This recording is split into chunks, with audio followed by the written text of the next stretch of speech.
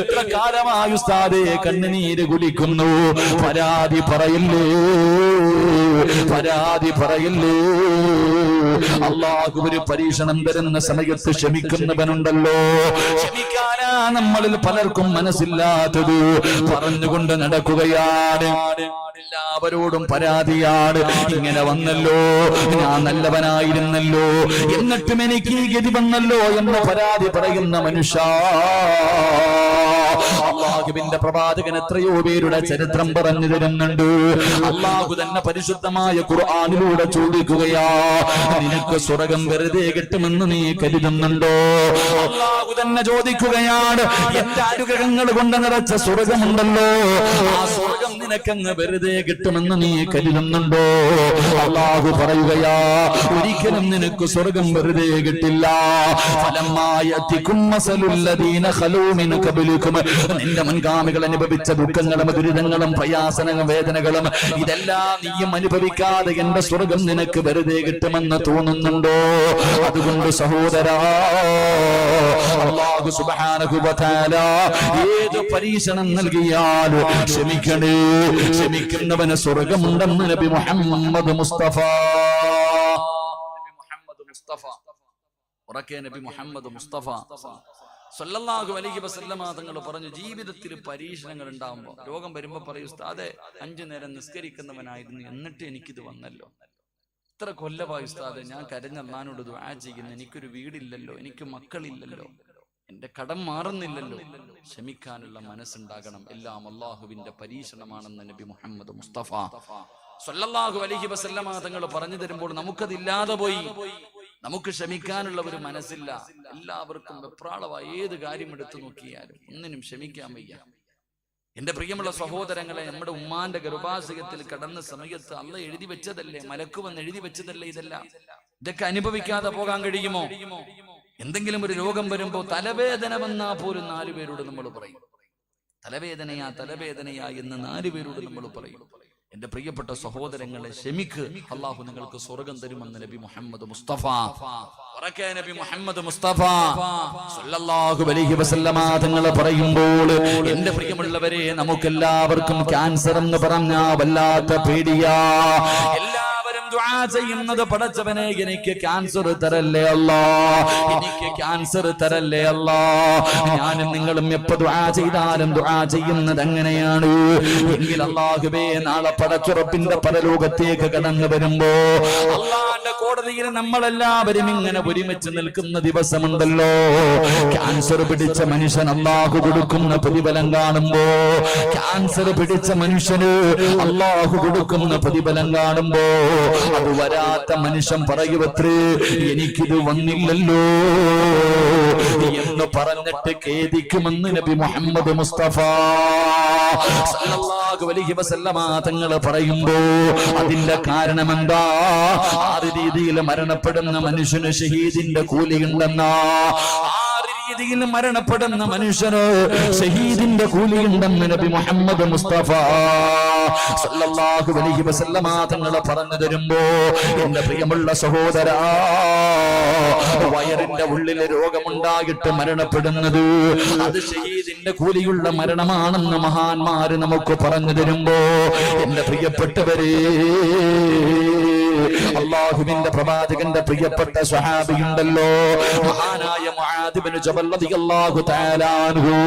എന്റെ പ്രിയപ്പെട്ട ചെറുപ്പക്കാരാ, എന്തെങ്കിലും ഒരു പരീക്ഷണം ഉണ്ടാകുമ്പോ പരാതി പറയുന്ന മുസ്ലിമേ, മഹാനായ മുആദ് ഇബ്നു ജബൽ റളിയല്ലാഹു തആല അൻഹുവിന്റെ ചരിത്രം അറിയുമോ? അതാ സിറിയ എന്ന് പറയുന്ന സ്ഥലത്ത് പ്ലേഗ് രോഗം ഇങ്ങനെ പടർന്നുകൊണ്ടിരിക്കുകയാ. പ്ലേഗ് എന്ന് പറയുന്ന രോഗമുണ്ടല്ലോ, അതാ സിറിയ എന്ന് പറയുന്ന നാട്ടിൽ ഇങ്ങനെ പടർന്നു പന്തലിക്കുകയാണ്.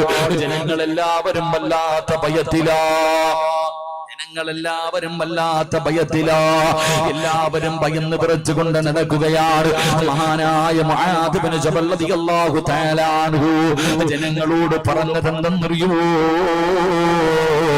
നിങ്ങൾ എന്തിനാ ഭയപ്പെടുന്നത്? എന്തിനാ എന്ന് പറയുന്ന രോഗം എങ്ങനെ പടരുന്നത് കാരണം നിങ്ങൾ എന്തിനാ ഭയപ്പെടുന്നത്?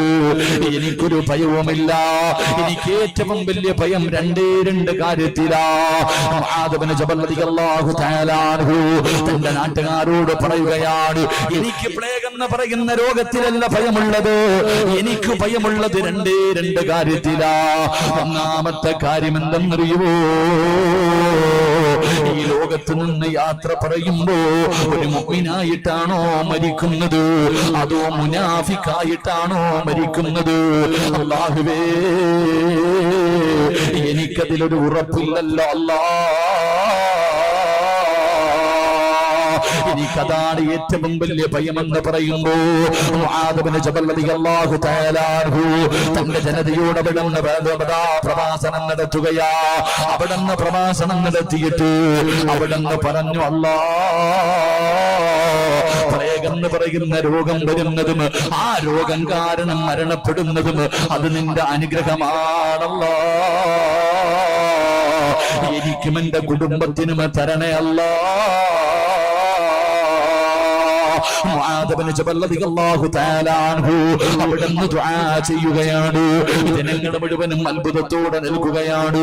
പടച്ചവനെ, മുആദ് ഇബ്നു ജബൽ റളിയല്ലാഹു തആല അൻഹു, അല്ലാഹുവേ, രണ്ട് പ്രിയപ്പെട്ട ചെറുപ്പക്കാരായ രണ്ട് മക്കളുണ്ട്. മുആദ് തങ്ങൾക്ക് യോദ്ധാവായ രണ്ട് ചെറുപ്പക്കാരായ യുവത്വത്തിന്റെ നടുവിലൂടെ നടന്നു പോകുന്ന രണ്ട് ചെറുപ്പക്കാരായ മക്കളുണ്ട്. രണ്ടുപേരും പ്ലേഗ് രോഗം പിടിച്ചിട്ട്, രണ്ട് മക്കൾക്കും പ്ലേഗ് എന്ന് പറയുന്ന രോഗം പിടിച്ചിട്ട് വേദന സഹിക്കാൻ കഴിയാതെ വീടിന്റെ അകത്ത് കിടക്കുകയാ. ആ സമയത്ത് മുആദ് ഇബ്നു ജബൽ റളിയല്ലാഹു തആല അൻഹു വീടിന്റെ അകത്ത് കിടക്കുന്ന മക്കളുടെ ചാരത്തേക്ക് ചെന്നിട്ട് അവിടുന്ന് ചോദിക്കുന്നു, മക്കളെ, നിങ്ങളുടെ അവസ്ഥ